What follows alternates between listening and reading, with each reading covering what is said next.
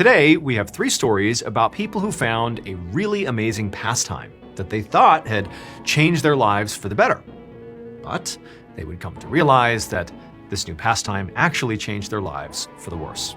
But before we get into today's stories, if you're a fan of the strange, dark, and mysterious delivered in story format, then you come to the right place because that's all we do, and we upload 2, 3, even 4 times every week. So, if that's of interest to you, please offer to put new windshield wiper fluid in the like button's car. But actually just use motor oil. Also, please subscribe to our channel and turn on all notifications so you don't miss any of our weekly uploads.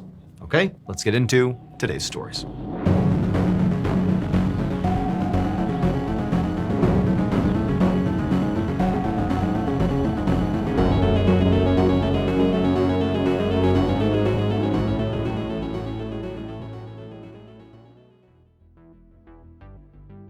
One night in November of 2009, a man named Mikhail looked down a sniper scope at this dusty street that was running in front of a tan brick building. Through the scope, he saw a man who was wearing black tactical gear come out from around the corner. And immediately, Mikhail trained his sights on this man, and he pulled the trigger. Immediately, when the round impacted, there was a spray of red pixels and a chime, like an audible chime that sounded to tell Mikhail that he had just scored a kill. So Mikhail was not a real soldier out in the middle of a real battle. He was a gamer, so he was a virtual soldier. And right now, in real life, he was sitting at his computer at home in the city of Cambrai, France, playing a video game called Counter-Strike, like he did virtually every single day. So Mikhail loved this game, Counter-Strike, because it was like his escape from the real world, which in the real world, he basically had all sorts of stressful things going on all the time, like bills and work and family conflicts.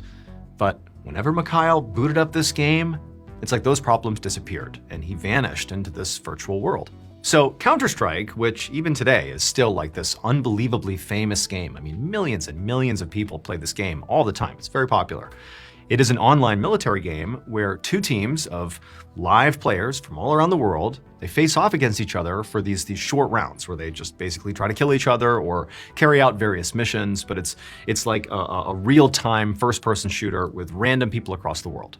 And so Mikhail, after coming home from work, something again he sort of hated, he would immediately boot up this game. He would match up with whatever group of strangers, from around the world that he was going to play with, and they would automatically get grouped into teams. And then Mikhail would spend hours and hours playing well into the night, just playing with these strangers. And they'd, new people would come on, people would drop off, but there was a steady stream of people, again, all strangers, that Mikhail would be interacting with because he had his headset on and, there was some camaraderie there, whether it was he was talking to people on his team to, hey, take cover, or I got the shot over here, or if it was like talking trash to the people on the other side.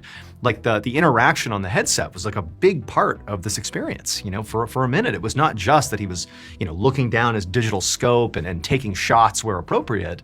It was like for a moment in time, Mikhail really was like immersed in this digital world. Like he had a whole community of people that were right there with him. And so now, on the screen, Mikhail controlled his character as the soldier, the digital soldier, ran through the map, taking out one enemy after another. Like he's on this massive kill streak, like better than usual. He's having a great run. And at some point, after basically wiping out the whole other team, and like in his headset, he can hear the people that were on his team that have died, but they're still chiming in. They're like, "Oh, you're doing great, man. Keep it up. Like, win this for us." He realizes there's one more adversary left on the other side of the map.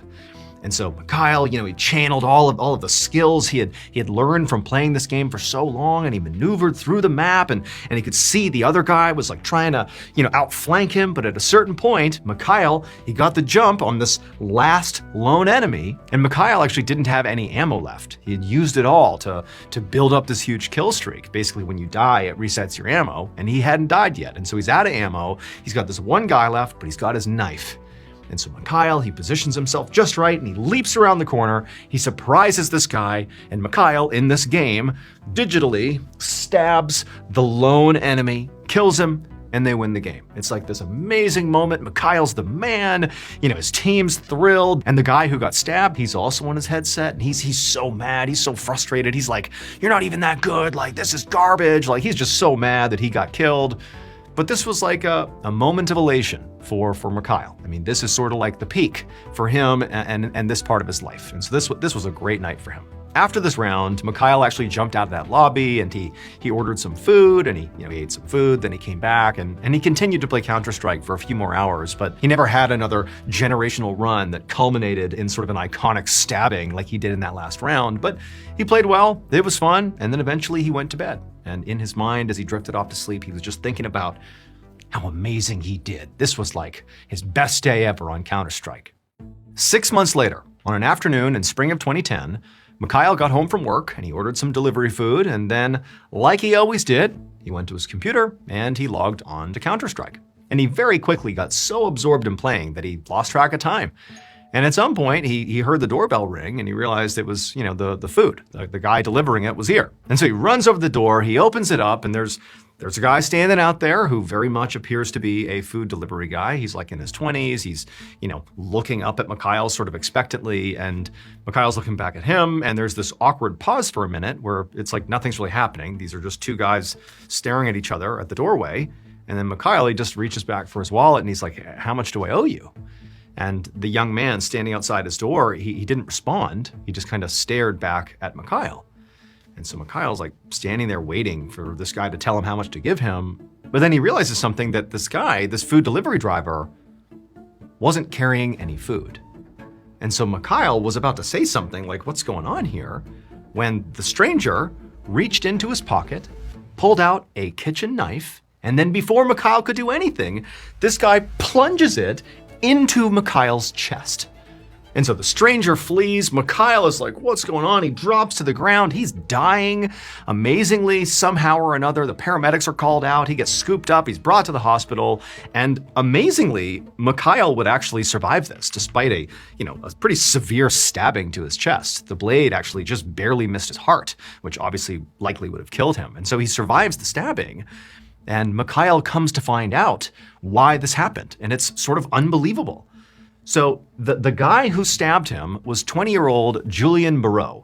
And he was that Counter-Strike player 6 months ago who was the lone adversary that ultimately Mikhail got the best of. He had chased him down on the map with his team cheering him on in his headset, and he stabbed him digitally, with his avatar. He stabs Julian's character to win the match.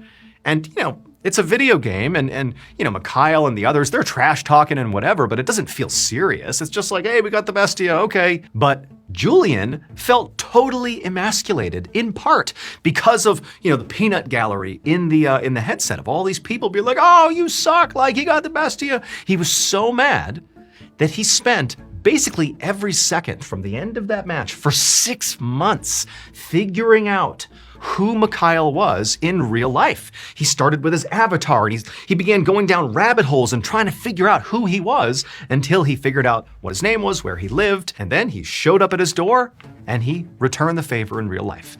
Pulled out the knife and stabbed Mikhail. Except, luckily he survived. As for Julian, who perpetrated this crime, he was arrested and a court sentenced him to 2 years in prison with anger management classes.